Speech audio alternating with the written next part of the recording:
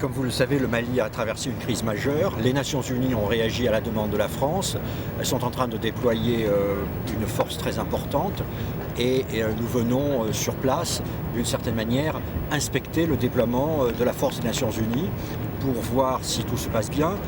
Tout se passe bien, c'est pas seulement en termes militaires, c'est aussi tout se passe bien dans les relations entre la force et les autorités maliennes.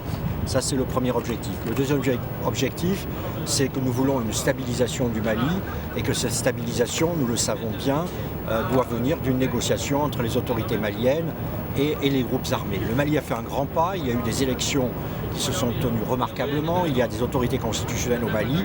Et bien maintenant, il faut naturellement la finalisation des négociations avec les groupes armés. Et donc, nous venons voir avec les autorités maliennes où elles en sont dans ce domaine et comment nous pouvons les aider dans cette entreprise.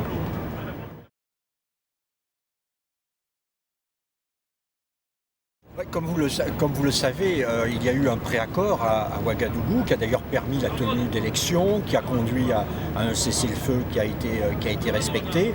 Maintenant, les groupes armés, ils doivent d'abord être désarmés parce que dans le Mali, il ne peut pas y avoir d'autres forces armées que les forces maliennes.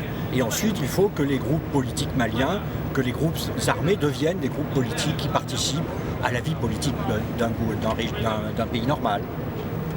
Et tout cela demande évidemment des garanties données aux populations du Nord pour que leur voix soit entendue sous la forme sans doute d'une large décentralisation. Mais ça, c'est aux autorités maliennes de le décider.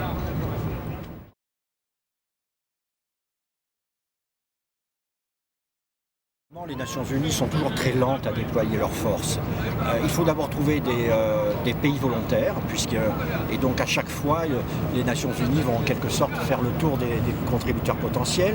Ensuite, une fois qu'on a un pays volontaire, il faut s'assurer que l'unité correspond aux standards des Nations Unies et éventuellement l'équiper pour qu'elle puisse venir. Et puis ensuite, il faut qu'elle traverse parfois la moitié de la Terre pour venir sur le théâtre. Mais il est exact que le déploiement est un déploiement trop lent. On nous a promis une pleine capacité opérationnelle au mois de juillet.